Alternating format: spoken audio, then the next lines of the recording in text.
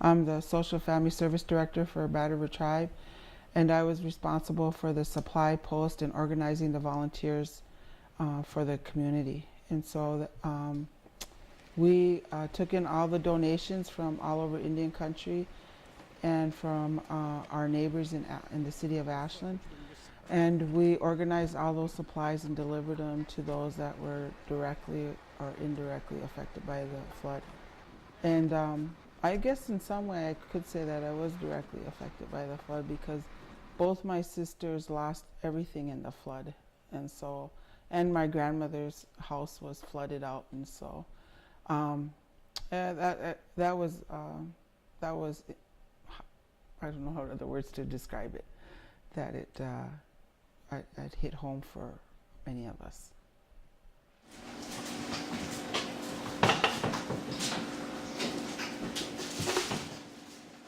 How do you feel about the damages due to the flood?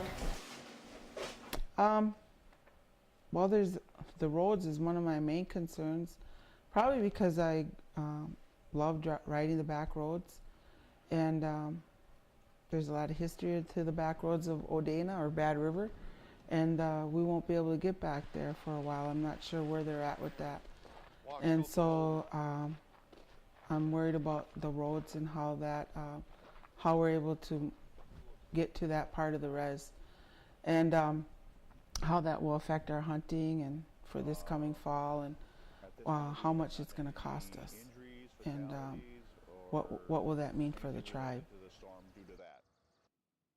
Do you feel that the people that are getting help is good, or do you think that there can be improvements? This was the first disaster that I've seen in the tribe in my lifetime, and a true disaster where we were totally cut off from on the west side of the river, and then we had no power, and then we had no lights. And I guess as a kid growing up, there was times where we didn't have no power or no lights, and I wasn't impacted. But being disconnected from other family, and that was a whole entirely different feeling. And I think the other part was worrying about our medically needy, of how they were going to get service and how they were going to get those services they needed that day. For example, the ones that needed to get dialysis, and how we were going to get them to the nearest hospital that would do dialysis. And so that was the biggest concern I had, and the number one thing that I would think about when we create an emergency response, that we practice it annually in each department for the tribe.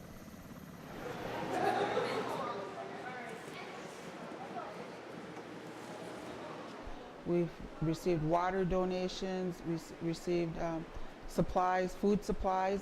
We received household supplies, cleanup supplies, from bleach to shovels to gloves to goggles, eye goggles, because we had such an overwhelming response that we shared our supplies with the town of Marengo to help them with water, to help them with food supplies. We helped them with cleanup supplies. And we sent a couple, maybe 3 shipments to them to help them out, as well as our other neighboring towns that are south of us. Sanborn, Marengo, York, and Highbridge. And those are the areas that we were able to share our supplies with. One thing that we have common in Indian country is that whenever there's a crisis, we pull together. And whether it's a small crisis or even a huge crisis that we experience, and we witnessed here in Bad River the love from Indian country. We've seen donations come in all over Indian country, all the tribes in Wisconsin, tribes from Michigan, tribes from South Dakota, tribes from Minnesota, all sent donations here to help us in northern Wisconsin. And our neighbors were so amazed, even the Red Cross was amazed at the love that was being poured into this small place, Bad River, from this disaster.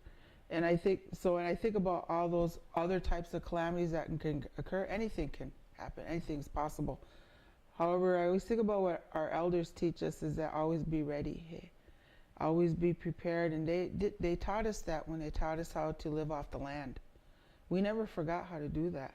You know, we know how to live off the land. And so that, I guess that's for some people, they weren't panicked, so to speak. They weren't reacting to a crisis because our memory, our blood memory, reminded us that we do know how to live off the land.